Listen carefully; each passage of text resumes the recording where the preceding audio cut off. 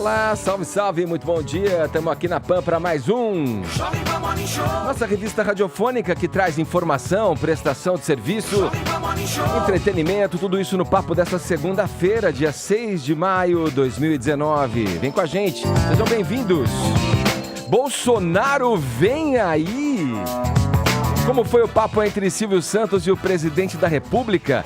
O apresentador surpreendeu ao dizer que, aspas, esse negócio de arma de fogo não pode aprovar, vai virar faroeste. Mexendo em vespeiro, polemista contumaz, escritora Camila Palha afirma que a homofobia é resultado direto dos erros cometidos pela esquerda. Belchior, depois de quase um ano e meio afastado da mídia, Thiago York surge com um novo álbum, Reconstrução. São 13 faixas inéditas que ganharam um clipe roteirizado por ele mesmo, o próprio York.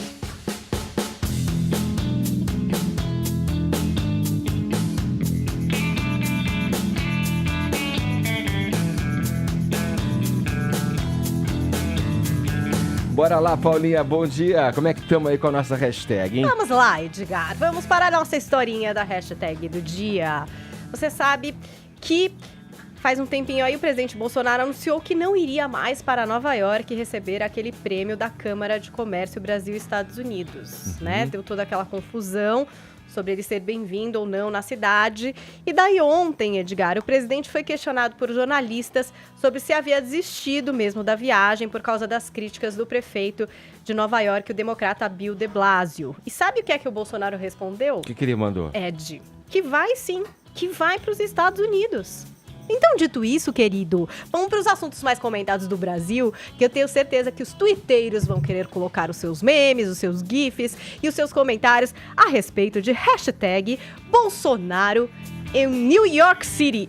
NYC, tá? Que a gente tá bem internacional aqui. Eu vou colocar essa tag e você dá um copy-paste se ficou na dúvida.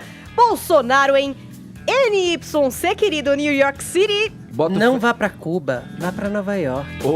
Boto fé que você, ouvinte do Morning Show, espectador bem informado, que já tomou contato com essa notícia que a Paulinha trouxe pra gente, e eu quero que você repercuta esse quiprocó todo aí pelo nosso WhatsApp também, 11 931 17 1009. Mande mensagens em vídeo, tá bom? Dizendo o que você achou da repercussão, né, desse imbróglio aí, digamos, né, entre Bolsonaro e o presidente de Nova York, o Bill de Blasio, né, que disse que ele não era bem-vindo lá, aí ele cancelou a ida. Isso teve desdobramento porque o ministro também do Meio Ambiente, Ricardo Salles, cancelou a ida para a Europa. Teve todo um movimento em torno dessa decisão aí, desse quiprocó envolvendo o Bill de Blasio, o presidente de Nova York, e o prefeito de Nova York e o presidente Jair Bolsonaro. Mande sua opinião pra gente em vídeo no 11 931 17 1009. No mais, para nos acompanhar em imagens, baixe o aplicativo da Jovem Pan, assim você leva a nossa programação para conferir onde e quando você bem entender. Também transmitimos pelo nosso portal jp.com.br, pelo nosso canal no YouTube e pelas mídias sociais. Também você consegue um pitaco do Morning Show por lá, no Instagram e também no Facebook. Dê uma passada pela nossa página, deixa o seu joinha que a gente fica feliz da vida, tá bom? Todos convidados a passarem a próxima hora e meia colados aqui na PAN, porque o Morning tá só começando.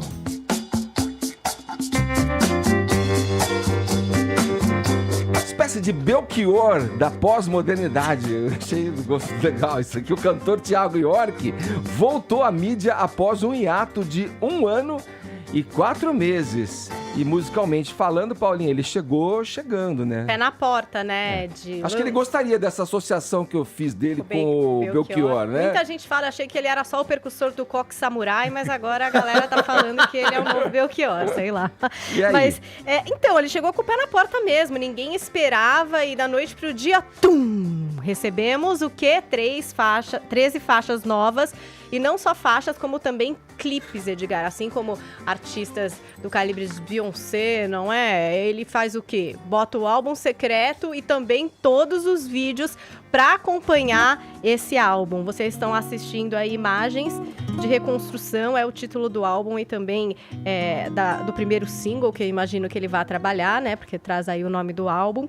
Ele voltou para as redes sociais, Edgar então fez post na sua conta no Twitter, que estava bem abandonada, como você falou, 1 ano e 4 meses. Voltou pro Instagram, fez o post da capa do disco, que é só um retrato do Thiago York. E deletou todas as fotos antigas, né? Exatamente, só tem um post, que é esse, são 3 milhões de seguidores hoje que o Thiago York tem ali, só para essa foto que é a capa do disco. Ele pensa muito nisso, o Thiago York é um bom marqueteiro, ele sabe como trabalhar a imagem dele, como não desgastar, e essa ausência super secreta, ninguém realmente sabe o que ele ficou fazendo, onde ele estava, é uma grande interrogação, virou até uma brincadeira na internet, né? Quem é que vai contar pro Thiago York tudo que aconteceu nesse 1 ano e 4 meses? Ele tava hibernado, Paulinha, produzindo o disco, pô. Eu também acho. Cara. Diz que estava em Los Angeles, nos Estados Unidos, nessa imersão, então, que agora a gente confere com 13 faixas em reconstrução. O álbum e os vídeos, né, eles conversam muito, e se você for fazer uma leitura superficial, trazem aí a história de um casal, desde o tempo em que eles se conhecem até aquele ápice da relação, uma coisa boa, Como né? é bom ser rico, né, Paulinha? Porque aí você o quê? Cansa de trabalhar? Ele é ricão, Você tira um sabático, ricão? ganhou muito Tá dinheiro. muita grana, né? Eu amei te ver, toca até hoje. Agora você vai passar o resto do dia com essa música na sua cabeça, de tanto que ela já tocou. Então, assim, é bom que escolhe quando trabalha, escolhe quando tira férias, porque rico não tira férias, rico tira sabático. E aí fica a pergunta, se ele escolheu tão escolhidinho assim, e se por motivos do coração, esta jovem atriz Michelle Alves, que é o par do O que cantor. você acha, Paulinha? O que você acha? Eu acho que não, aí. e a gente não vai saber. O Thiago York é muito misterioso nas pessoas que ele escolhe. Porque lembra aquela brincadeira com a Tata Werneck? Até hoje eu não sei se eles eram amigos zoeiros ou se eles saíram pega ali. e ficavam zoando a gente. Eles eram amigos zoeiros. Pois é, não sei. Eu fico sempre em dúvida. Ele é meio misterioso, assim, nas relações, mas fato é que ele tá aí com a atriz Michelle Alves em todos os vídeos. Ela faz o par dele, tanto no começo da relação, na parte boa. A gente tá vendo aí uma parte muito boa deles se pegando. Aliás, parabéns, Thiago York. Você está de parabéns mesmo, não é? Na faixa Faz. E ela até já deu entrevista, ficou famosa, né? Virou a nova musa do Thiago York. Claro que nenhum nem outro fala sobre esse relacionamento aí do coração. Isso aí fica pra imaginação dos fãs. Mas ela também agora foi alçada a carreira de celebridade musa, e ela realmente é muito incrível, tá muito bem nesses 13 clipes. Vale a pena conferir, é realmente um trabalho muito bem feito do Thiago York, que não tá mais só ali no violão, no arranjo simples, ele foi um pouco mais fundo na música, tem pegada eletrônica em algumas faixas, conseguiu se arriscar mais, que é normalmente os que os artistas tentam, né? Depois de estourar, Edgar, num nível que estourou o Thiago York, que já tem aí vários álbuns lançados, Umbilical em 2011, Zec em 2013, Troco Likes em 2015. Então, acho que agora ele chegou numa maturidade de poder sumir e voltar sendo quem ele quer ser. Ainda com o coque samurai, o que é bastante importante. Eu gosto. Isso Valorizo. ninguém tira. Vamos ver um trechinho aqui, ó. Meio soturnão moderno. E posso falar uma coisa? Eu fui ver quantos plays tem as músicas. A faixa título, mais de 1 milhão de plays. Caramba, e todas as hein? outras com mais de 500 mil plays só no YouTube. Quer dizer, chegou ontem, Edgar. E já tá assim, né? Boa. Vamos em frente aqui, ó. Agora o nosso assunto é a entrevista polêmica que a escritora e ensaísta Camille Paglia deu à Folha de São Paulo. Publicada na edição de hoje do jornal, a conversa traz um monte de declarações pungentes aí, como a de que a homofobia que se vê hoje é resultado direto dos erros cometidos pelos progressistas. Essa tentativa de empurrar uma agenda goela abaixo. Vamos lá, Fefito, antes de você trazer os destaques dessa entrevista e dar a sua opinião, vamos contar rapidamente quem é Camille Paglia. Vamos lá, não se anime você aí, ouvinte da Jovem Pan, que acha que ela votaria 17, estaria aí no seu mesmo time, porque a Camille Paglia, além de ser uma das maiores referências de feminismo nesse mundo inteiro, ela é PhD pela Universidade de Yale e ela é uma polemista em essência, ou seja, ela diz coisas provocativas para, a partir disso, gerar uma discussão. Camille Paglia se define como libertária, é, por exemplo, a favor da liberação de temas como pornografia, prostituição, aborto e drogas. Então, não se trata de uma grande conservadora nesse sentido. A Camille Paglia também já polemizou, por exemplo, com grupos de luta e prevenção contra a AIDS. E ela polemiza, inclusive, com as próprias feministas. Ela é alguém que, em sua essência, provoca.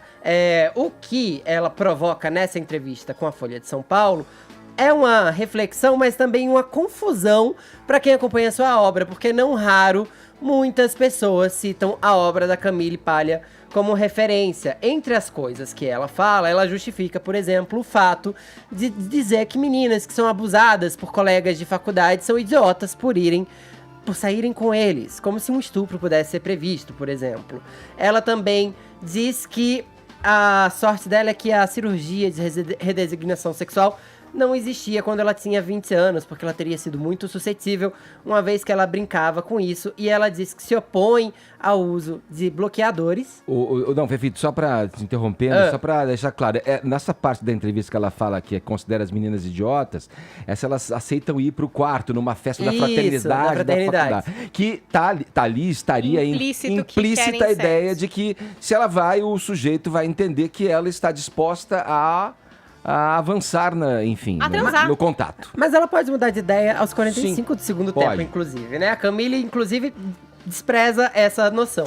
O que ela diz também é que acha que há uma precipitação no caso da preparação de adolescentes que se considerem transgêneros, usando bloqueadores de puberdade, o que a medicina já permite, na verdade, que eu até expliquei aqui outro dia, que se toma até determinada idade. Se mudar de ideia, você pode parar de tomar e o seu corpo corre atrás de prejuízo, e não tem prejuízo nenhum nesse sentido. Ela também despreza a ideia de que pessoas que passam por uma transição de gênero precisam ter pelo menos 2 anos de acompanhamento psiquiátrico, além de acompanhamento hormonal, corporal. Enfim, é um processo que pode durar até 5 anos, se você pega a fila do SUS, por exemplo, para isso.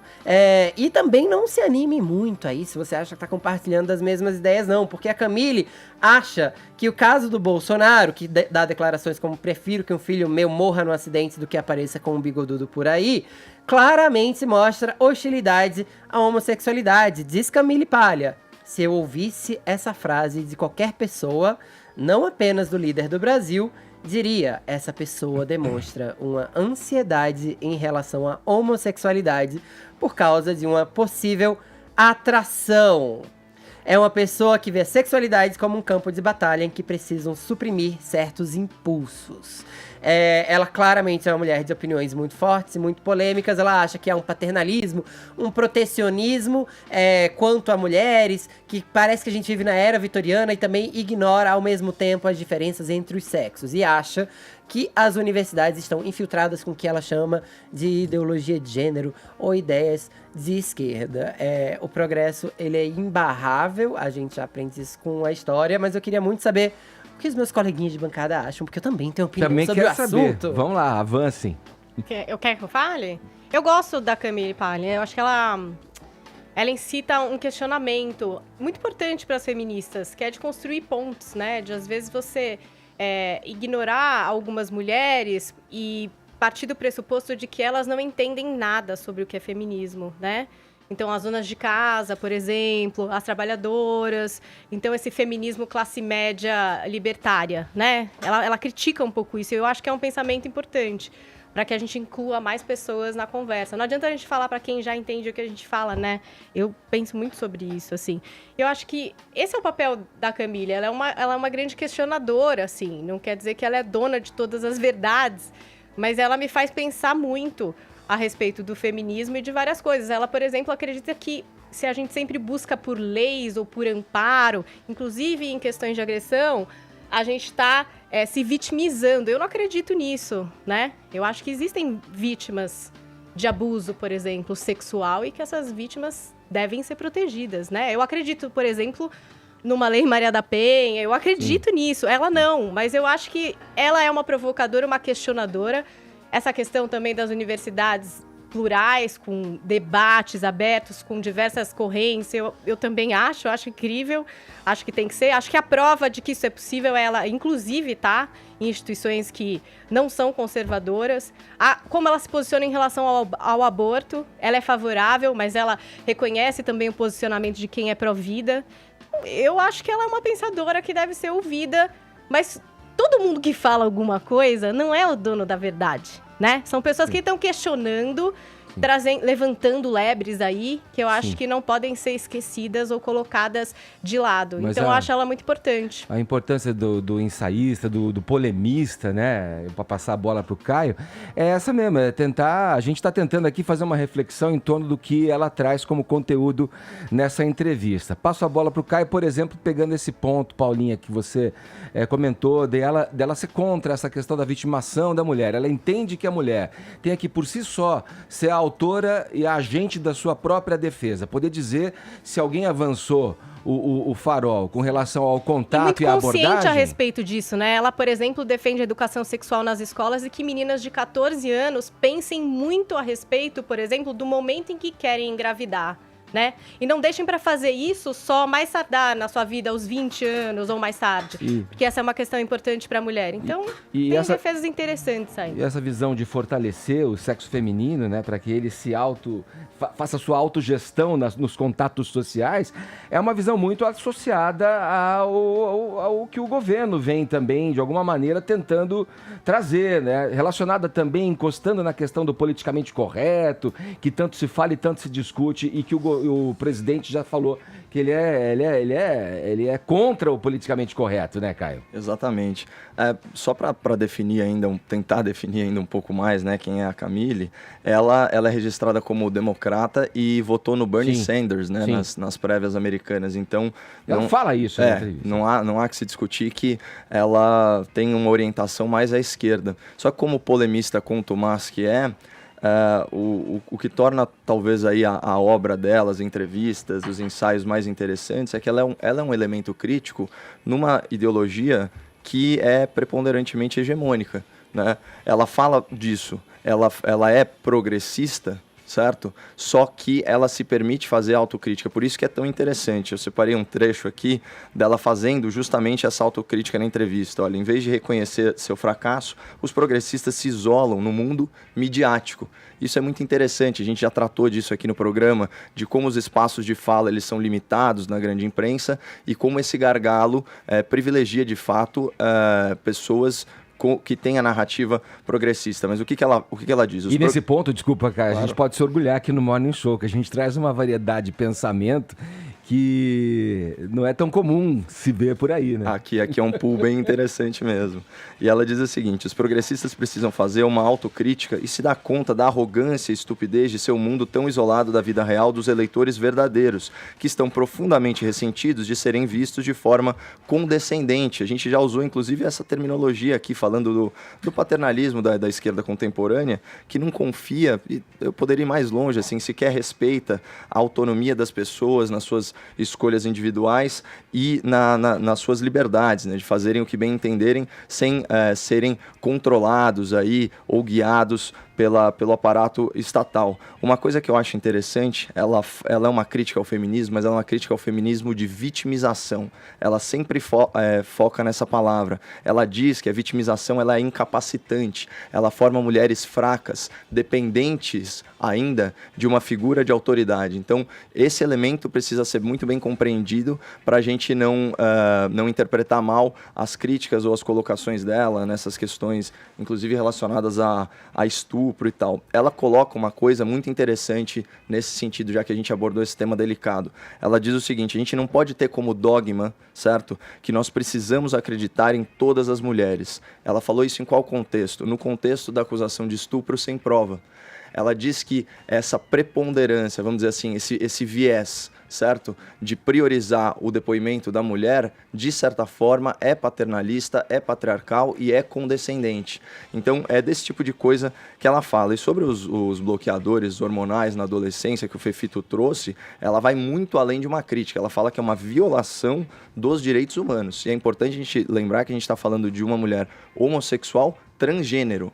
Certo? Então, ela se identifica como homem, ela fala isso aqui na... Ela não é transgênero. O que ela disse é que aos 20 anos se tivesse acesso a essa ideia, ela teria se submetido a uma cirurgia de redesignação sexual ou teria feito essa transição. A Camille Paglia não se define como transgênero, ela é uma mulher cis hoje em dia. Olha, Fefito, eu acabei de ver o trecho aqui da entrevista. Provavelmente por eu também me identificar como transgênero. Sim, mas teoricamente, ela nunca fez uma transição. Ah, não, O que ela ela não- quis dizer é que, se ela tivesse sido suscetível a essa ideia, ela se identificaria como transgênero hoje. Até porque ela vê que tem muito mais semelhanças com homens. Ela também se coloca no papel de role-playing. Ela disse que já foi Napoleão, por exemplo. A Camille Paglia tá muito bem resolvida com a sexualidade dela hoje, tanto que é vista como um ícone feminista. Se ela decidiu ser transgênero agora, é um outro caminho pra ela. Mas até então ela é autodeclarada uma mulher cis. Vai lá. Eu acho que as palavras dela contradizem isso, mas aí também o ouvinte pode ler a entrevista e tirar aí as suas próprias conclusões. Mas um outro ponto também, falando dessa autocrítica que ela faz às visões progressistas, está ligada à teoria de gênero. Né? Ela usa inclusive um adjetivo duro para se definir isso, que é uma estupidez. Né? E ela fala que o exagero dessas pautas de política identitária, elas estão gerando uma resposta extremada do outro lado. Ela coloca até o politicamente correto que você trouxe, vamos dizer assim, essa ditadura do politicamente correto, na outra ponta. O que acaba acontecendo vamos dizer assim, a primazia da liberdade de expressão, mas inclusive confundindo a liberdade de expressão com a liberdade de ofender, de insultar, de humilhar, esse tema que a gente já tratou aqui várias vezes. E que extrapola para outros campos, né? Você Sim. vê, por exemplo, os tweets relacionados à questão da regulação da mídia, que envolveu, inclusive, depoimento do próprio Sérgio Moro, tocando nesse ponto também, né? Sim. E a gente já falou também, a liberdade de expressão não prevê que você possa dizer... Não é liberdade de agressão. Não é liberdade de E agressão. ela tem um outro ponto, só para fechar, Edgar, ela traz muito o aspecto psicológico para a discussão, que eu acho importante isso em sociologia, em ciência política. Ela fala o seguinte, olha, essas pautas, isso vai do aquecimento global ou igualdade de gênero, mas especialmente a proteção especial a minorias, certo? Portanto, política identitária, né? A política que vai privilegiar o grupo socioeconômico dessa pessoa. Ela diz o seguinte, que a política identitária, em última análise, ela divide, ela não inclui, ela vai exacerbar preconceitos. Por quê? Abre aspas, separar as pessoas em grupos especiais e torná-las uma classe protegida, na realidade, cria mais animosidade. Ela falou isso, essa frase específica, no âmbito da homofobia. Né? Então, até que ponto a gente ficar martelando ou dando um protagonismo exacerbado, ou forçando narrativas, ou forçando algumas barras e negando algumas realidades biológicas e questionando, assim, dados da biologia mesmo, não pode ter um efeito reverso e promover uma desagregação social e não uma inclusão social. E aí, Fefito, acho que o que o Caio se refere ao ponto da entrevista no qual a Camille Paglia fala de que não houve essa autocrítica dentro da academia, Sim. entre os progressistas da academia, relacionados à questão do estudo do gênero. Quer dizer, falando muito da questão que o gênero, a sexualidade é muito baseada na questão social em detrimento da biologia. Esse é um ponto que ela toca muito claramente. Muito claramente, mas a gente tem que pensar que questões de gênero também são biologicamente explicadas, como é o caso da transexualidade, por exemplo. Mas o que eu queria dizer aqui é que eu acho a Camille muito reducionista nessa entrevista. Eu, por exemplo, não sou partidário da ideia dela de que todo homofóbico é um homossexual enrustido, como ela faz insinuar sobre as declarações do Jair Lançando mão da Bolsonaro. visão psicanalítica, né? Pois não acho mesmo. Acho que pode acontecer? Acho sim. Sim. Acho que tem probabilidade disso acontecer. Mas as raízes da homossexualidade vão muito além. Vão em não aceitar a diferença. Vão até mesmo em um condicionamento social que já existe há muito tempo. Mas isso eu falo pessoalmente. Eu não acredito nessa ideia simplista. Dito isso, eu acho que é muito fácil a Camille falar de vitimização, ou de paternalismo, ou de hipersensibilidade, ou seja lá qual termo que ela use, quando a gente não se liga no principal problema, que são muitas mulheres alvo de feminicídio, que são muitos homossexuais vítimas de homofobia. Enquanto pessoas morrem por feminicídio e homofobia, essas pessoas são vítimas. E essas pessoas precisam ser protegidas. Os discursos de ódio que ela trata como libertários têm que ser muito bem pensados, muito bem refletidos, porque eles estimulam o ódio. E pessoas morrem por causa disso. Não adianta a Camille tentar colocar determinadas ideias na teoria, achar que todo mundo é livre para fazer o que quiser, quando as pessoas são livres também para agredir. E nesse caso, a gente precisa estar numa sociedade mais tolerante e com maior sobrevivência. Eu, sinceramente, estou meio cansado de ter que justificar a minha homossexualidade ou a transexualidade dos meus amigos, assim. Será que a gente vive num mundo tão libertário? Aceita que dói menos. É tão mais fácil. Olha, eu só gostaria de apontar, pra gente fechar o assunto, o que resulta na política, numa visão que eu concordo com a Camille Paglia, nessa discussão em torno da ideologia de gênero dentro da academia. Quer dizer, num espaço onde não houve o contraditório dos próprios acadêmicos progressistas ali para se discutir e se esmiuçar essas ideias, foi preenchido por uma questão da pauta evangélica, que foi abraçada pela direita, que está no poder, e como um ativo político mesmo. Então, ao invés dessa discussão ser colocada dentro da academia pelos próprios progressistas, que a preconizam, enfim, deu margem para que um grande ativo político se abrisse e que o governo de turno se utilizasse, através do seu discurso e da sua moral muito característica, abarcar esse grupo de eleitores. Mas, né? Ed, eu acho que é o contraditório na academia, tanto que esse tema muitas vezes nem é colocado, ele é barrado, inclusive, por questões mesmo morais. Só que, dito isso, eu concordo com você. E acho, inclusive, que a Camille Paglia devia muito bem pensar ao dar esse tipo de entrevista, porque ela acaba virando ativo político de pessoas que ela não apoia. Ela acaba virando capital político. Vou girar o assunto, hein? Em entrevista... Vou continuar na polêmica aqui. Em entrevista ao apresentador Silvio Santos, na noite de ontem, Jair Bolsonaro recebeu apoio enfático para a aprovação da reforma da Previdência. Mas foi contestado em relação às armas de fogo. O presidente da República disse ao dono do SBT que as dificuldades quanto ao pagamento das aposentadorias estão causando problemas concretos nas contas dos estados. Não é só aposentado, Silvio. Quando você fala em servidor público, nós temos alguns estados aqui, eu vou falar do Rio de Janeiro, que é o meu estado, né? Que faltou dinheiro para pagar servidores ativos. Atrasou o 13º, sim, atrasou. Agora deu uma equilibrada, mas faltou dinheiro para pagar, inclusive, o 13º salário. Olha, a entrevista foi marcada por um tom amistoso, até descontraído, né? A conversa teve um momento aí de discordância também, embora esse clima, né, ameno entre Silvio Santos e o presidente Jair Bolsonaro. A conversa chegou num ponto ali um pouco de desconforto, até eu consideraria, quando os dois trataram da questão da posse e do porte de armas. Bolsonaro fez menção à política de armas nos Estados Unidos, país para o qual Silvio Santos viaja, digamos, com certa frequência. Você anda um pouquinho nos Estados Unidos, Silvio? Lá a posse e o porte é liberado. Lá não vamos confundir. Estados Unidos, quando o cara faz um negócio qualquer, ele vai pra cadeia e fica. A entrevista, e como eu disse, contou com brincadeiras e trocas de piadas entre o presidente e o apresentador. Silvio Santos chamou o convidado de simpático e boa pinta. Ao responder sobre família e filhos, o Bolsonaro falou sobre o desempenho sexual, dizendo que ainda está na ativa e sem aditivos. Vamos lá, o que é importante destacar nesse papo aí do Silvio Santos com o Bolsonaro, Caio? Com certeza não é a vida sexual do presidente da República, né? Bom, eu destacaria o tom popular, né, da entrevista. Essa aproximação aí com o grande público, né, que tem o seu tempo de lazer, muitas vezes restrito aí aos finais de semana, ao seu programa Silvio Santos. Então todos os temas eles foram tratados aí de forma leve e simples, mas ao mesmo tempo com a natural habilidade de comunicação do Silvio Santos, sem condescendência, né, sem paternalismo em relação ao público, né? Perguntas francas, eu diria até que foi... O pessoal fala uma entrevista chapa branca, nesse caso, como a intenção era comunicar uma questão urgente, premente, eu diria que foi uma chapa verde e amarela.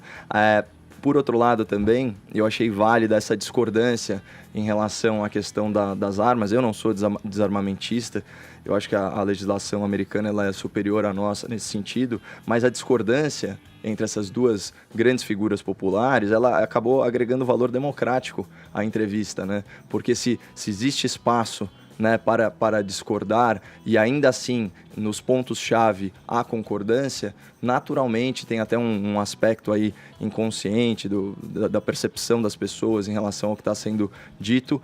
O que estava lá cristalizado, a mensagem principal, eu acho que ela foi transmitida de forma adequada.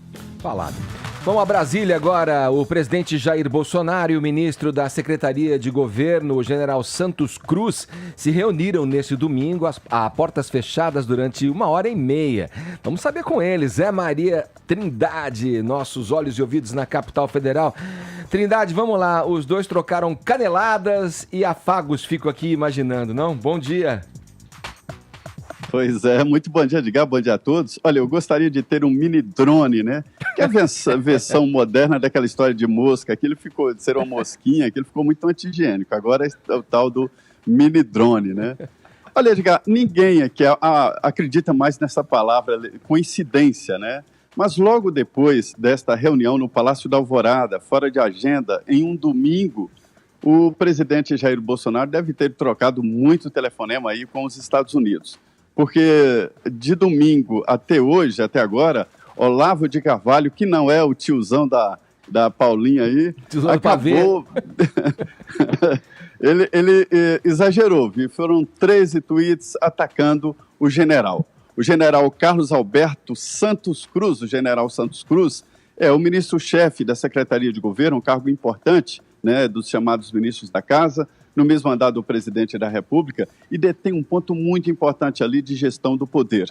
E, inclusive, a toda poderosa Secretaria de Comunicação e suas verbas publicitárias. A guerra aberta com Olavo de Carvalho traduz ali uma dificuldade também interna com a família Bolsonaro. Até agora, quem enfrentou a família Bolsonaro caiu. E aí as críticas começam a aparecer dentro do próprio governo. Janaína Pascoal, líderes no Congresso Nacional, dizem que essas guerras internas acabam ajudando muito a oposição.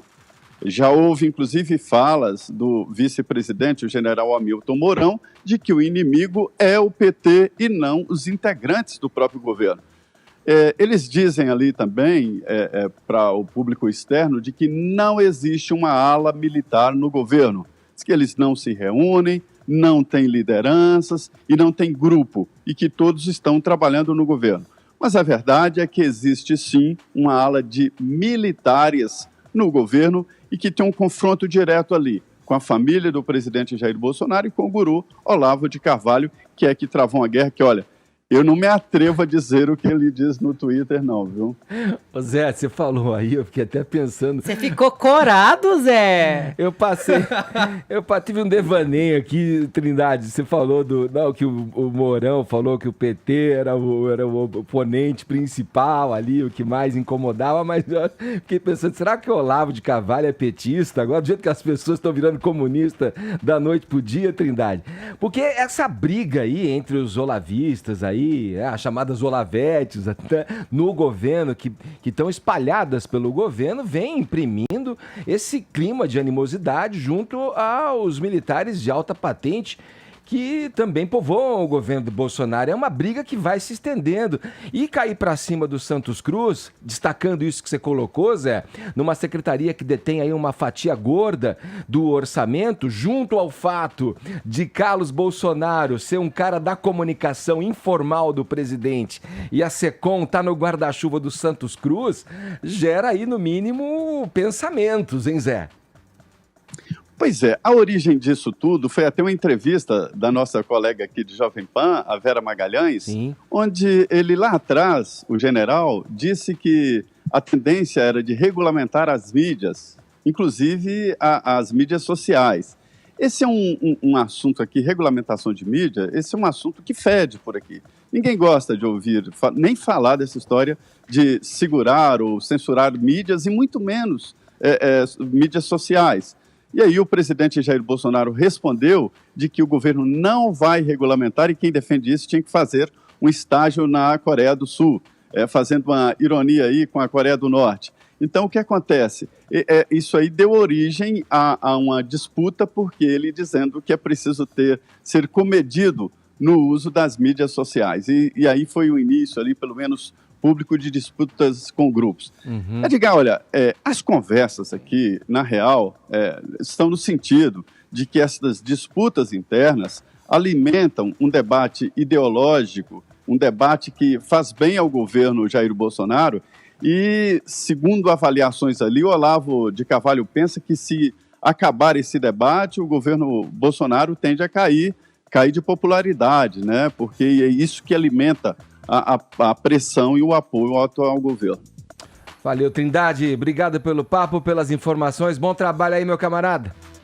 Muito bem, obrigado. Bom dia a todos. Vamos lá. O Caio, ontem, como o Zé mencionou aí, o presidente passou o recado aí pelo Twitter. Aí vou abrir aspas para a fala do presidente na plataforma digital aí. Em meu governo, a chama da democracia será mantida sem qualquer regulamentação da mídia, aí incluídas as sociais. Quem achar o contrário, recomendo um estágio na Coreia do Norte ou Cuba. Ele fala. Está sendo extremamente coerente, né? A regulação social da mídia era uma proposta do PT, seja no governo ou até mesmo na campanha eleitoral, né? A defesa da liberdade de expressão é uma marca do bolsonarismo porque ele se apoia totalmente no combate à cultura do politicamente correto. Foi assim que ele angariou amplo apoio popular, fazendo uso, inclusive, das mídias sociais. A gente vive em tempos perigosos aí, especialmente nos Estados Unidos, na Europa, uma série de páginas e de perfis estão sendo censurados em razão de opiniões políticas. Isso é muito perigoso e a gente não quer importar esses vícios da democracia estrangeira. Agora, também é importante falar que, do ponto de vista institucional, esse é o entendimento do ministro da Justiça, o ministro Sérgio Moro.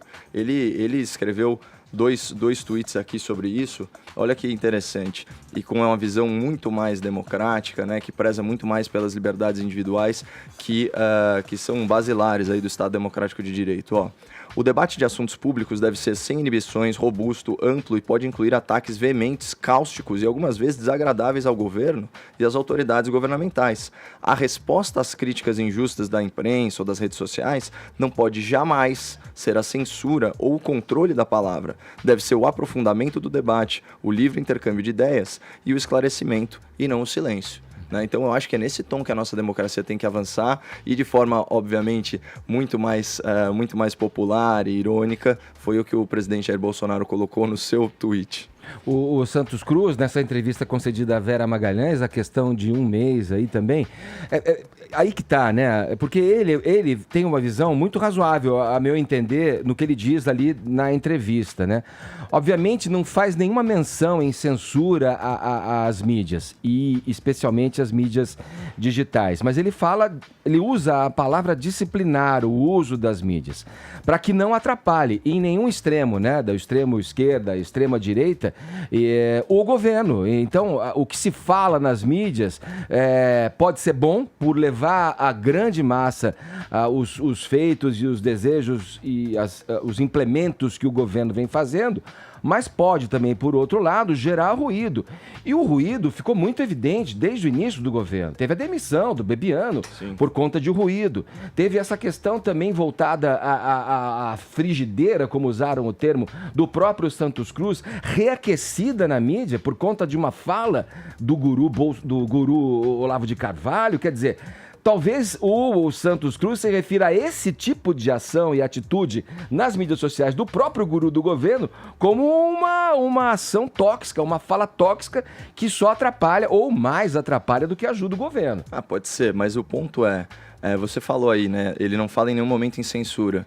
Uma das contribuições da esquerda, né, aqui para a política brasileira, foi transformar a palavra censura num palavrão. E é bom que seja assim mesmo, né? Isso desde a época do regime militar. Porque hoje em dia nenhuma autoridade pública tem a coragem, tem a pachorra de falar abertamente sobre censura. Ela é falada de forma velada. Você vai falar em regulamentação, em disciplina, esse tipo de coisa. Quando o STF vai para cima, por exemplo, da imprensa, né, no episódio do Antagonista e também da revista Cruzoé, né, para censurar uma matéria, em nenhum momento ele admite o que ele está de fato fazendo. Então, eu acho importante a gente sempre corrigir aí esses vícios da liberdade de expressão com mais liberdade para promover aí o amplo debate, e o governo conta com N canais para esclarecer quaisquer informações. E a gente vai continuar acompanhando essa disputa interna entre olavistas e militares no governo, principalmente em função de uma demanda que já foi rechaçada pelo próprio ministro Santos Cruz para ir para a SECOM a aprovação das peças publicitárias das estatais. O Fábio Weingarten, que é o diretor da SECOM aí, não gostou, e é uma disputa interna que ainda vai se desdobrar em outros capítulos. Agora 10 horas 43 minutos, horário de Brasília. Jovem Pan Morning Show. Na nossa programação, o depoimento de entusiastas da reforma. Agora a gente ouve o empresário André Matarazzo. A reforma da Previdência é muito importante para dar segurança aos investidores brasileiros e internacionais de que o Brasil vai dar certo. E com isso, eles trarão novas indústrias, novos serviços, gerando empregos, que é a coisa que o Brasil mais precisa hoje em dia. Parabéns à Jovem Pan pela iniciativa de apoio à reforma da Previdência tão importante para o Brasil. Nova Previdência. Justa para todos. Urgente para o Brasil. E você pode entrar nessa reflexão com a gente através de uma linha específica para você tratar do tema Reforma da Previdência. Mensagens em vídeo, tá bom? 11 97465 1630. Vamos em frente aqui no Morning Show. Fefito, quer dizer que tem gente no Palácio de Buckingham acendendo um Churchill agora, aquele charutão, comemorando aí o nascimento de mais um realzinho? Pois é, eu e Paulinha estamos aqui animadíssimos com isso, porque nasceu o filho do príncipe Harry e da Meghan Markle, ou seja, duque e duquesa de Sussex, respectivamente. E o palácio fez questão de anunciar nas redes sociais, né, Paulinha? Isso, e foi tão legal, porque agora a gente já sabe que é um menino! É, agora o mistério fica por conta dos nomes, porque lá na Inglaterra eles nunca anunciam de cara, eles demoram um pouco pra decidir o nome da realeza. Então umas homenagens, né, umas referências e tal. As bolsas de apostas agora da Inglaterra vão ficar abertas pelos nomes. O Edgar acertou o nome da princesa Charlotte, ele acertou vários nomes aqui já de coisas da realeza. Chuta aí um, Faça vai. pitaco. E digo o seguinte, o rapaz vai se chamar Leopold.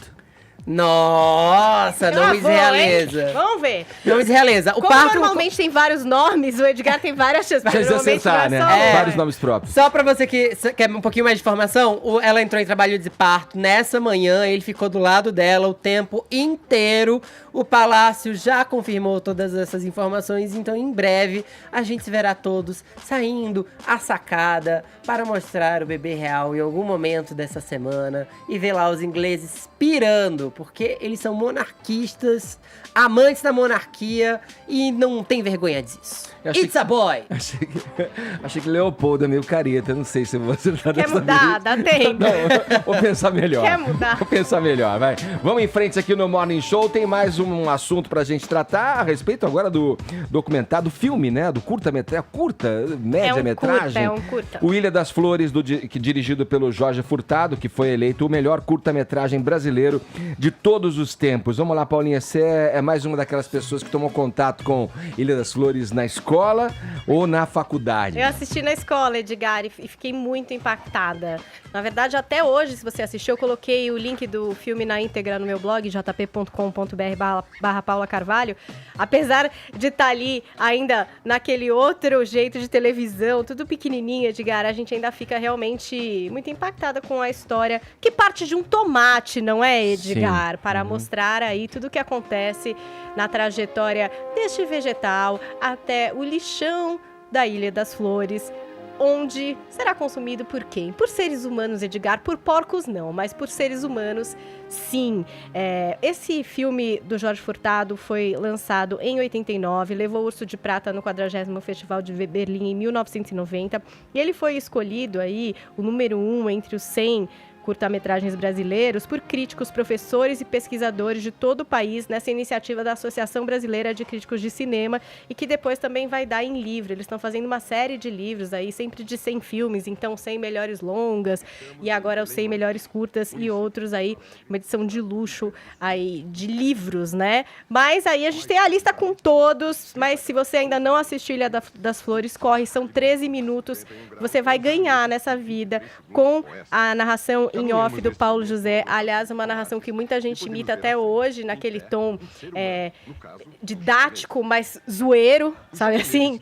Então, tem muita ironia aí no que é explicado, a forma de editar também muito rápida, trazendo não só filmagens, como também animações, como retratos, enfim, é uma forma diferente de se contar a história na trajetória dos curtas nacionais e que até hoje faz muito sentido, Edgar. E tudo partiu de um momento em que esse diretor, o Jorge Furtado, foi convidado por uma universidade, a Universidade Federal do Rio Grande do Sul, para fazer um vídeo sobre tratamento do lixo. Aí ele descobriu Ilha das Flores e falou, aqui tem um filme, tem uma história pra gente contar que é muito maior só que a história do lixão. Vale a pena assistir, corre pra lá. No meu blog tem outros filmes que também entraram pra essa lista, que são bastante importantes, vários diretores nacionais. E é isso aí. E eu acho que todo mundo que assistiu... Um tema que cada vez vai estar mais atual, né? A questão do lixo, a questão de onde os aterros sanitários, o problema, né, de como encaminhar essa quantidade astronômica de lixo que a gente gera, né? E essa questão que tem até uma frase no livro que fala: uma fila de pessoas esperando que os porcos se alimentassem do lixo, para então terem a sua vez. E é bom lembrar que o Jorge Furtado é de fato um dos maiores cineastas desse país. Ele fez filmes muito legais como O Homem que Copiava, Saneamento Básico, e ele está na companhia, gente, não só de Andréa Tonati, Glauber Rocha, Humberto Mauro maravilhoso, mas também de cineastas muito pouco valorizados pela nossa cultura, como Joaquim Pedro de Andrade e Aloysio Raulino, que são maravilhosos. Aliás, vale a pena pesquisar esses filmes todos. Boa. Vamos lá, vou falar com o Caio agora a respeito do PSDB, né? Aliás, pergunto pra você, Caio, o PSDB, na tua opinião, vai recuperar a importância dos tempos em que o Fernando Henrique... desculpa, tem aqui uma matéria antes, me antecipei aqui. O assunto como já deixei claro, já entreguei, é o futuro do PSDB.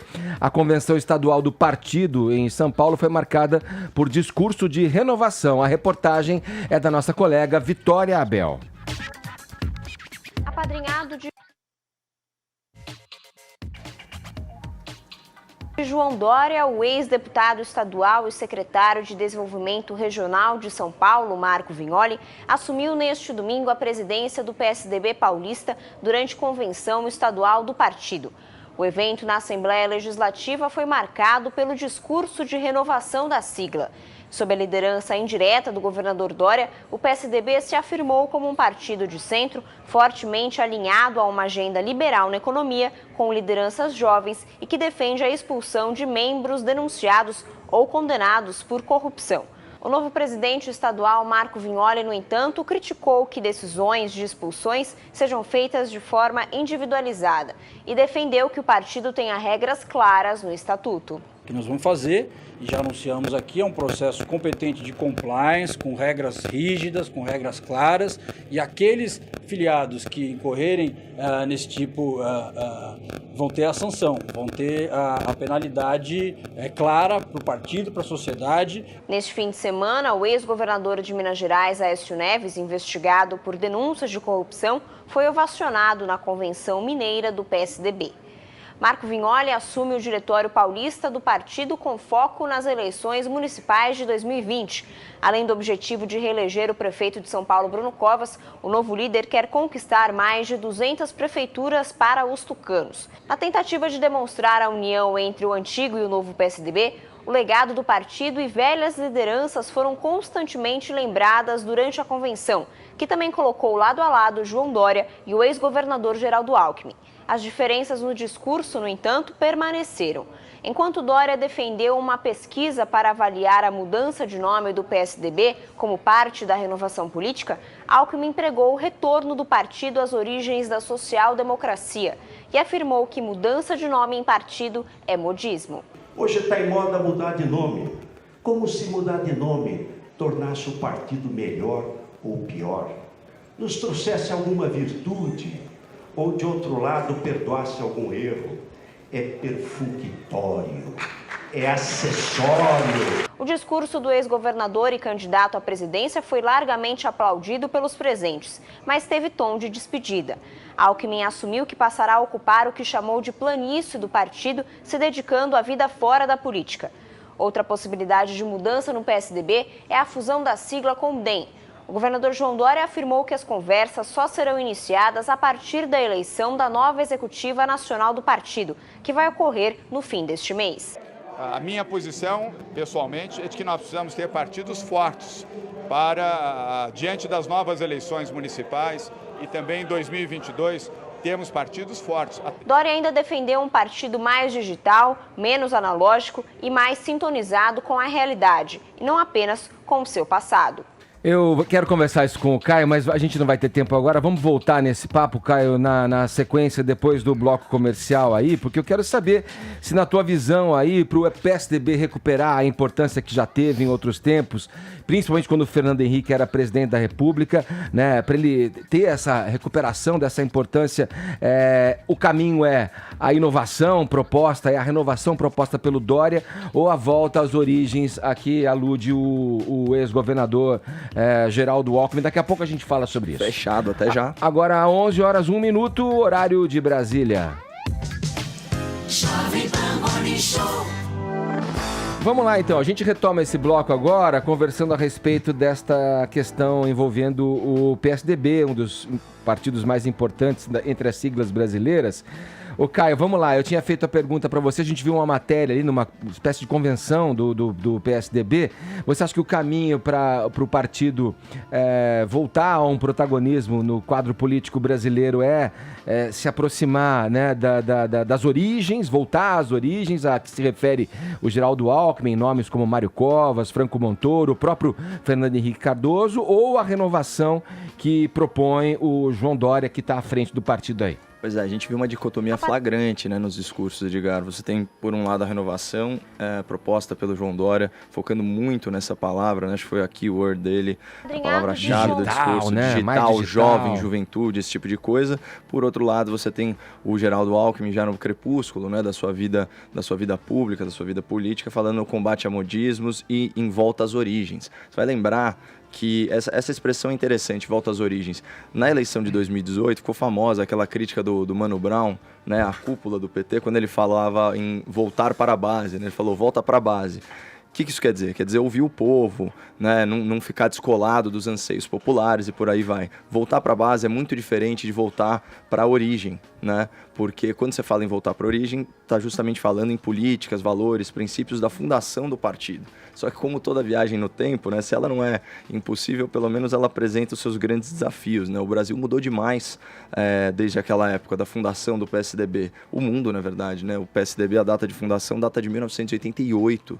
Então isso é anterior mesmo à queda do Muro de Berlim e o colapso da União Soviética. Então as ideias evoluíram muito daquele tempo, assim como o eleitorado, né? O Alckmin, ele vem e traz um discurso em que ele fala explicitamente em fortalecer a social-democracia. Ocorre que a social-democracia é uma ideologia política de esquerda, ainda que opere dentro do sistema capitalista. Ela prevê, sim, intervenção socioeconômica do Estado para promover o que se chama de justiça social, redistribuição de renda, tem aí um amplo aparato de organizações não governamentais, sindicatos e por aí vai. Então, você tem de um lado uma nova orientação, falando num partido de centro, essencialmente anticorrupção, pelo que deu a entender, né? E, por outro lado, você tem a velha guarda falando um retorno para a centro-esquerda. Mas é curioso, né, essa observação que você faz. Eu lembro que a primeira vez que eu vi com mais intensidade o uso da expressão neoliberal foi com o PSDB também, por outro lado. Economicamente falando, né, sempre foi uma sigla que, embora tenha ali a social-democracia como seu cerne ali, né, de fundação, de princípios ideológicos, sempre teve também essa ligação com uma economia pujante, uma economia liberal, né, com liberdades e com o que seriam ali caminhos abertos para facilidade para se empreender.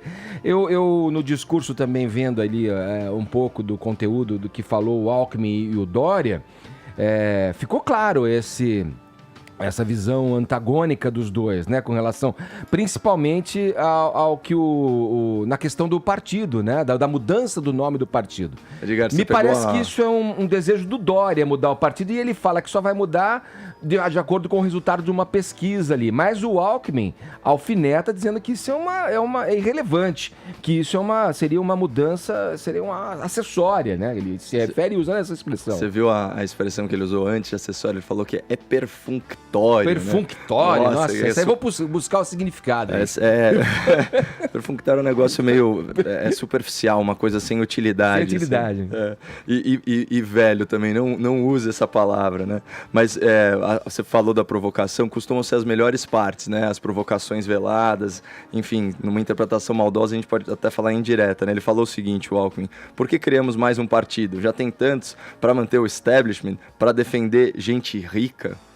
Vamos ver para quem que ele direcionou essa fala. Agora, a possibilidade de fusão, só para a gente fechar, a possibilidade de fusão com o DEM também soaria como um oportunismo, né? Em aumentar número, bancada, essas coisas. Acho que também não vai avançar essa ideia, né? Eu acho improvável que mude o nome também. E só para fechar, você falou do neoliberalismo, né? Lembrei aí das políticas do consenso de Washington. Sempre que eu penso em neoliberalismo, eu substituo na minha cabeça como liberal por necessidade, né? Então é aquela situação em que se você não der um pouquinho mais de liberdade econômica, não respeitar um pouquinho mais os mecanismos de mercado, o país quebra, mas não é uma coisa convicta, sabe, Edgar? Essa é a grande diferença entre os neoliberais aí dos anos 90 da social-democracia e o liberalismo que se propõe hoje em dia na atual administração. Falado. Vamos lá. A importância da reforma da Previdência é assunto novamente aqui no Morning Show. Agora a gente vai ouvir o depoimento do ouvinte do Morning a respeito da reforma. Vamos lá. Boa noite, pessoal. Meu nome é Alcimar Pimentel. Eu sou daqui de Itambé, Pernambuco. Eu estou junto com a Jovem Pan nessa campanha da reforma da Previdência, porque eu apoio para que haja crescimento em nosso país, para que o nosso país tenha um futuro, para que haja crescimento da nossa economia. Boa noite, pessoal. Meu nome é Alcimar Pimentel, eu sou daqui de Itambé. A opinião do ouvinte participando aqui, eu encorajo você também que nos assiste, você que nos ouve, a entrar nessa reflexão com uma linha específica para se tratar da reforma da Previdência aqui da Jovem Pan, que é a 11 97465 1630. Vamos em frente, passando para outro assunto, vamos com mais um episódio do nosso quadro.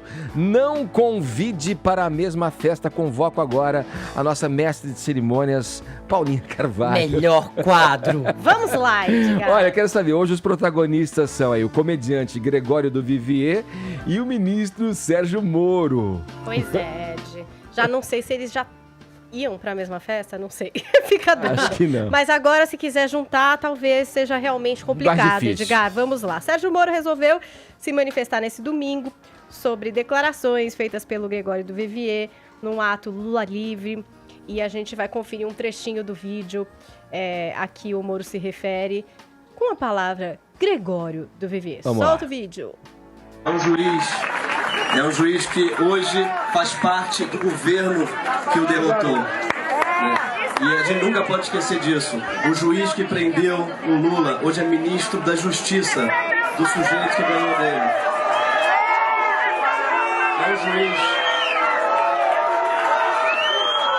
É um juiz que fala fino com a milícia, fala fino com os Estados Unidos e fala fino com todo mundo também, que ele fala fino, ponto. Eu tenho muita pena de todas as cônjuges dele, Brasil afora.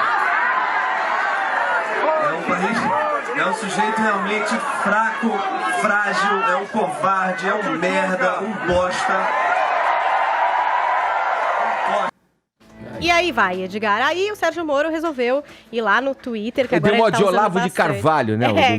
Lavou total. Aí o Sérgio Moro resolveu responder. Ele disse o seguinte, reporto-me a mensagem sugerindo providências contra declarações ofensivas contra mim exaradas por suposto comediante em um evento político partidário Lula livre. Bem, penso que as declarações de baixo nível falam mais sobre o ofensor do que sobre mim. Sou daqueles que ainda acreditam na liberdade de expressão e na de imprensa. O debate de assuntos públicos deve ser sem inibições, robusto, amplo e pode incluir ataques veementes, cáusticos e algumas vezes desagradáveis ao governo e às autoridades governamentais. A resposta às críticas injustas na imprensa ou das redes sociais não pode jamais ser a censura ou o controle da palavra. Deve ser o aprofundamento do debate, o livre intercâmbio de ideias, o esclarecimento e não o silêncio. Claro, tal liberdade não abrange ameaças, não significa também que concordo com excessos ou ofensas a quem quer que seja, mas apenas que para essas não acredito que o remédio seja a censura. E o Sérgio Moro fecha essa thread, esta linha no Twitter, dizendo o seguinte: no ponto, bom lembrar que não fosse a vitória eleitoral do presidente Jair Bolsonaro, estaríamos hoje sob controle social da mídia e do judiciário e que estava expresso no programa da oposição, entre aspas, democrática. Aliás, Jair Bolsonaro reafirmou hoje o compromisso com a liberdade da palavra. E aí, o que aconteceu? Gregório mandou um RT nesse começo da thread de Sérgio Moro com a pergunta: e o Queiroz, Edgar? E tá aí. Vamos lá, Caio, não preciso nem perguntar que lado você fica nessa história, mas eu lanço aí o termo liberdade de expressão, utilizado aqui no relato da Paulinha, sobre a fala do Gregório do Vivier. Como é que isso fica sob o olhar da liberdade de se dizer o que pensa? Eu fico do lado certo, né, Edgar? Da democracia, do respeito, da tolerância. Jamais, assim, da ofensa gratuita e do descolamento com a realidade, né? Quando a pauta é Gregório do Vivier, Edgar, você que é aí, né, descendente de italianos, é impossível não lembrar o adágio italiano, né? Cuore a sinistra, portafolio a destra. É isso aí, é o coração na esquerda e a carteira na direita. Agora, é importante a gente também filtrar o sensacionalismo das manchetes a respeito desse episódio. O Moro, ele não respondeu ao do Vivier, né? Assim que ele abriu a sequência de tweet, olha só: reporto minha mensagem sugerindo providências contra declarações ofensivas contra mim.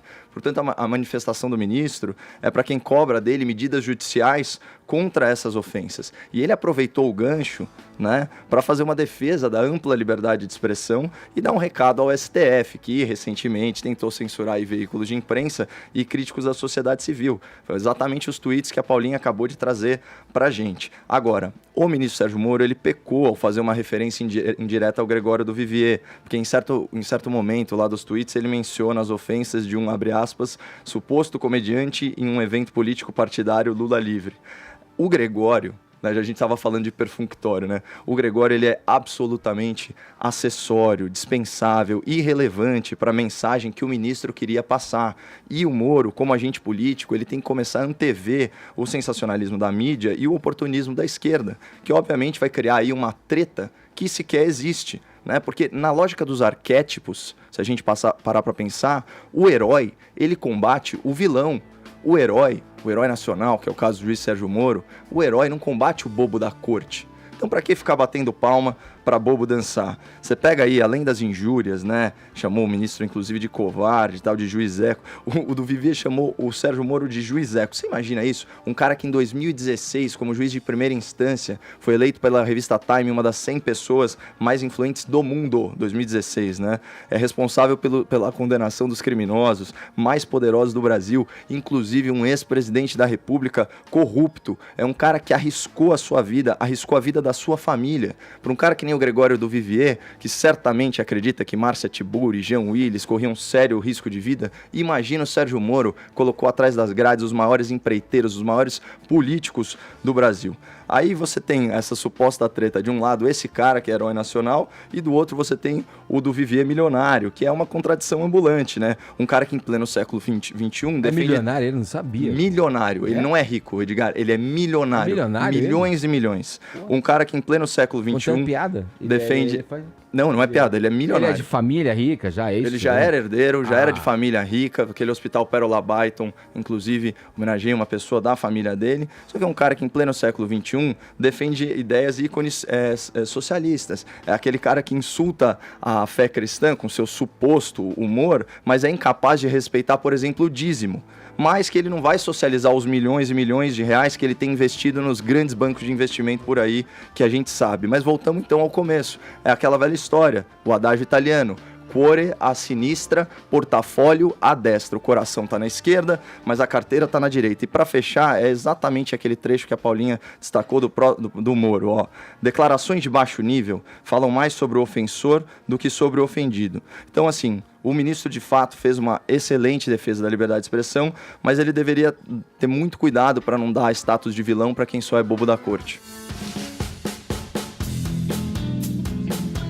Agora, eu ia falar, eu tô pensando... Você quer mandar um beijo pro Danilo Gentili? Porque eu queria mandar. Não, porque é o seguinte, você vê, né? A gente viva a democracia com todos os efeitos colaterais que ela possa causar, né?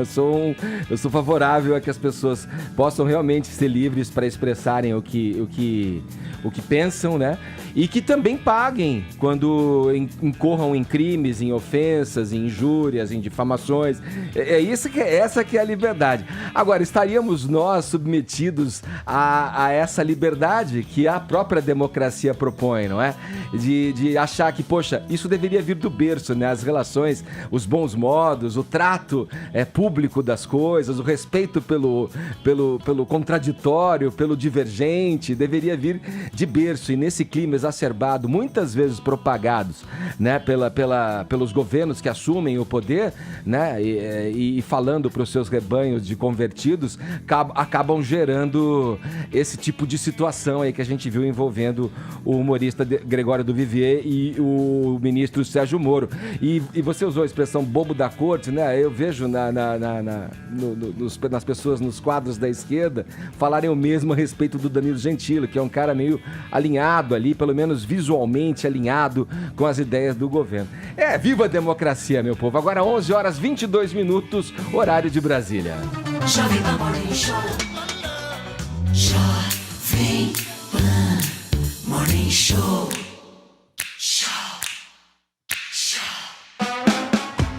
Bora lá, Paulinha, quero saber como é que tá a nossa hashtag Bolsonaro em New York City. New York City, Edgar, tá maravilhosa, porque de cada lado você sabe como o pessoal se divide no Twitter. Entre pessoas muito felizes. É o ringue só. Muito maravilhadas com isso, muito felizes, já preparando aquele hot dog para receber o presidente. E pessoas muito horrorizadas e, enfim, aqui no outro lado do ringue do Twitter. Então, continuem participando. A hashtag é Bolsonaro em New York City, NYC. E aqui pelo WhatsApp também, a participação do ouvinte do Morning Show. A gente foi na onda desse assunto trazido pela Paulinha aí na nossa hashtag. Esse arranca-rabo aí entre o presidente Jair Bolsonaro e o prefeito democrata, o prefeito de Nova York, o Bill de Blasio. Vamos ouvir aí o que os nossos ouvintes disseram. Tá aí, Murilo, vamos lá. Olha, tá claro que é uma campanha do prefeito em melar a viagem, a visita e a premiação do Bolsonaro em Nova York. E se ele for para Nova York, obviamente que vai ser organizado algum tipo de protesto por alguns manifestantes lá, incentivado talvez até por esse próprio prefeito que passou a lua de mel em Cuba, né? Então, acho que o Bolsonaro deveria agradecer a premiação. Essas promoções são sempre políticas e comerciais. Ele acabou de assumir o governo, será que precisa ser premiado em 4 meses de governo? Talvez não. E se preocupar em viajar para onde ele é bem quisto e bem-vindo, né? Para que ir para Nova York e poder ser vítima de imagens ou de cenas que não vão favorecer ele?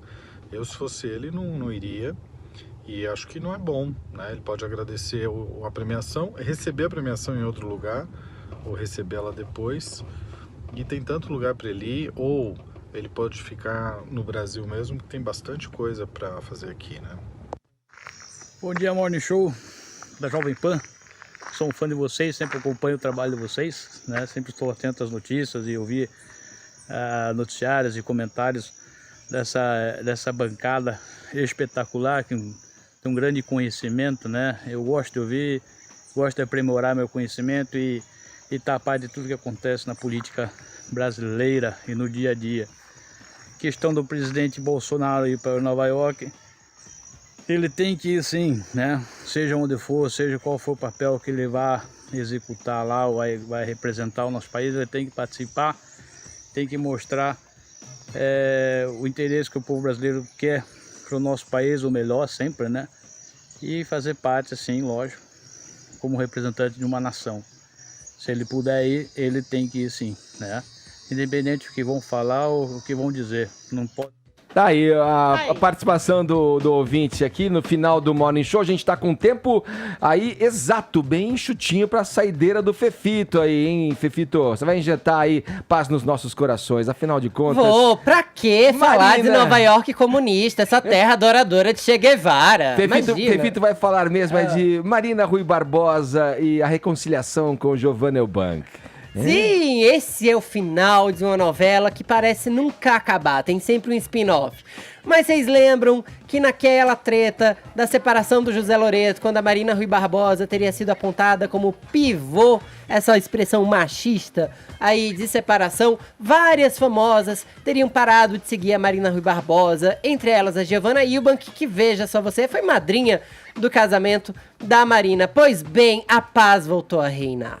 As duas atrizes se reaproximaram e Giovanna, antes de ontem, deu o seu follow. Ela voltou a seguir a Marina Rui Barbosa. Tá tudo em paz nas redes sociais agora. Maravilha, isso aí. É isso aí, Edgar. Conversaram no cara a cara. Melhor conseguiram coisa. chegar aí num acordo. Eu acho muito bom. Nada como chamar na chincha. Isso mesmo. Faz você em casa também, mas com delicadeza, viu? Boa, ficamos por aqui então. Assim finalizamos essa edição do Morning Show, agradecendo o prestígio de sua audiência. Muito bom tê-los com a gente, assistindo aqui em imagens e ouvindo a gente pelas cidades brasileiras e pelo mundo inteiro. Vários ouvintes além mar aqui do Morning Show. Amanhã tem mais, tchau! Morning Show.